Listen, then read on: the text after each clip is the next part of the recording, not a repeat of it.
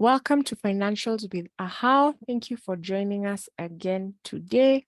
We continue with our conversation on debt.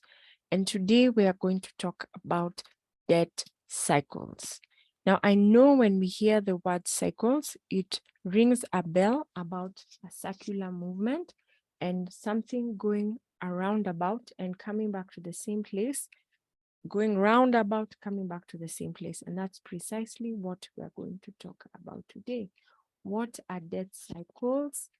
How do we address them if we need to? And how do we just continue to make healthy decisions when it comes to debt? So, one of the key things that is indicative of a cycle is when given a period of time, you do the same thing, probably in the same way or with the same people or with the same outcome, then already you pick that is a cycle. So why do we relate that to debt? Many times when it comes to debt, and this tends to be now the debt that is affecting us negatively, we find ourselves in a cycle that we cannot get out of. And that means the moment you're done clearing one debt, you have to take another debt so that you can sustain the next thing you need to do. Or the moment you take a debt, service it for a little bit before you're able to finish it, you need to take another debt to take you through the next period or to help you clear this one.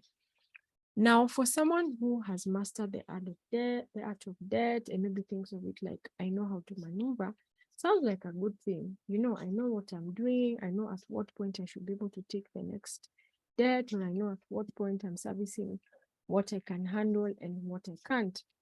Honestly speaking, this is the less of the majority. The bulk of us are in the place where debt is very repetitive. We are barely able to get out of it.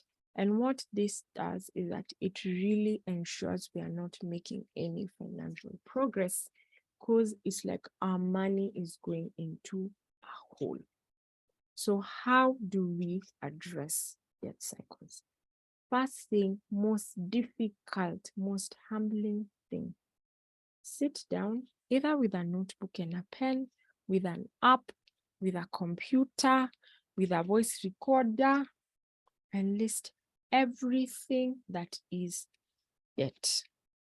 Whether it's the neighbor you promised to return their 1,000 bob, this is Kenyan shillings, I'm speaking from the Kenyan context. Whether it's the bank that you owe 1,000,000 shillings, write it down. 1. 2, determine how long is it going to take to pay off each and every one of this debt. Some of this debt being formal, it's already agreed, so you know the timelines you're working with and the amount. Some which are less formal, it's really based on your own prerogative. So write that down. Start with the formal ones, which are easier, then go with the ones which are more difficult, which are more word of mouth. I'll pay you back in a month, I'll pay you back in 3 days, I'll pay you back in 6 months, and detail that. And then begin to work from 2 perspectives. One, you could decide to take the biggest debt first and then clear it out as much as possible until you're at a comfortable level, and then pick up smaller debts. Or you could decide to work with smaller debts, clearing them and purposing not to go back down that road as you work towards the bigger debt. Of course, there are debts that have fixed payment timelines, so those cannot be ignored. So you kind of also have to work around that. And as you work towards clearing a debt cycle, especially a negative one, you're also working towards managing expenses. You'll hear us say this a lot of times: discipline, discipline, discipline.